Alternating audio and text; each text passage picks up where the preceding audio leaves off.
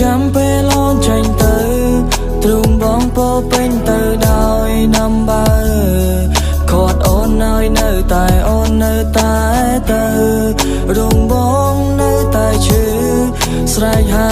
អូនមិនលឺត្រឡំរងបងជីវិតមានពនបងដឹងថារឿងរ៉ាវវាទៅជាយ៉ាងណាតែមិនអីបងនឹងតស៊ូបៀមភាពឈឺផ្សាររូបបងគ្រាន់តែចង់ឲ្យរូបអូនយល់ថាបេះដូងបងនេះបែកប្រេះប្រពន្ធណាព្រោះតែជីវ៉ាអូនចង់ចែកផ្លូវពីមនុស្សស្រឡាញ់បំផុតឥឡូវក៏ខ្លាចជាគូសត្រូវរូបបងពិបាកឈរមើលជំហានដែលអូនបោះទៅអូនថាបងកុំខាត់ផ្លូវដែលជ្រើសគឺវាត្រូវ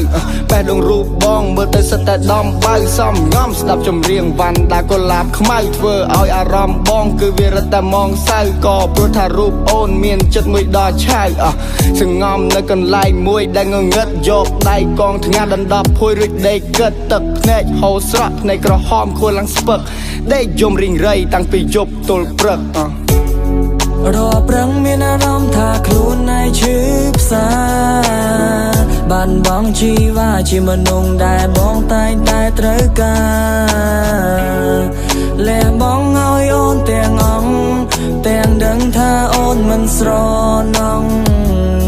ចុងក្រោយបងអង្គបងត្រូវនៅម្នាក់នឹកខ្វល់ដែលបងថើបស្រីតែឥឡូវពិបាកខ្លាំងបងយកមាត់មកថាបារីព្រោះតែរូបអូនចាក់ចេញទៅគ្មានប្រណីបងរស់ពិបាកខ្លាំងចង់តែងាប់ព្រោះតែស្រីគ្មានអ្វីគ្រប់យ៉ាងនៅក្នុងខ្លួនបេះដូងឈឺចាប់ប្រះជា3បែកជា4ខួរក្បាលប្រាប់ថាឈប់តែបេះដូងនៅអង្រួនរាងកាយប្រាប់ថាហត់តែចិត្តនៅព្រោះតែស្ងួន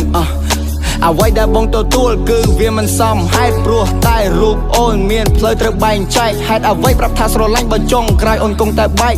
ឬមួយគិតថាងប់ថ្ងៃនឹងហើយកាត់មកស្អែកសំទោសដែលបងស្រឡាញ់រូបអូនខ្លាំងស្នេហាដល់ចំណុចមួយដែលស្រឡាំងកាំងចិត្តឈឺហួសស្មានយកដៃវាយជញ្ជាំងគៀងព្រោះតែជុំរកអូនប្រាប់ថាស្នេហ៍ត្រូវរៀបរៀងតែមិនធ្វើពេលឃើញអូនបានសុំរូងបងក៏សប្បាយលេនឹងការតុងឬមកគិតថាងប់ថ្ងៃនឹងហើយកាត់មកស្អែកគ្មានសិនសូម្បីតែឃើញមករូងបងទ្រាំឈឺព្រោះចង់ឃើញអូនមានក្តីសុខ